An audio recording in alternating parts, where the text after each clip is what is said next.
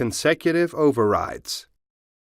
Now we come to setting several consecutive alarms. Depending on the application, it may be necessary to define several alarm cases for the safety of a piece of operating equipment as described above, all of which must act independently of each other.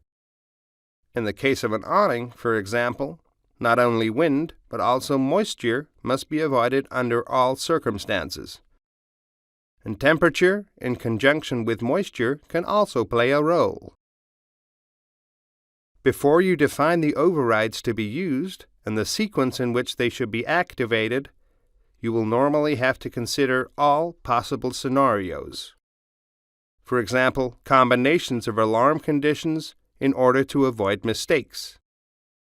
In our case, however, it is quite simple, namely, when in all three alarm cases the retraction of the awning should take place.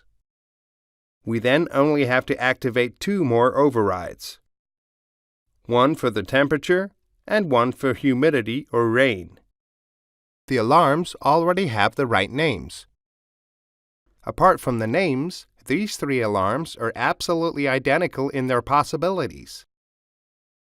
The order of activation does not play a role, since all overrides work in the case like a logical OR gate. It is of course possible to define different response and release times, optimally adapted to the alarm times, which could still be important. Should the awning remain retracted after all alarms have been cancelled, or should it be extended again? The latter can be done by setting the behavior on deactivation parameter to the desired value.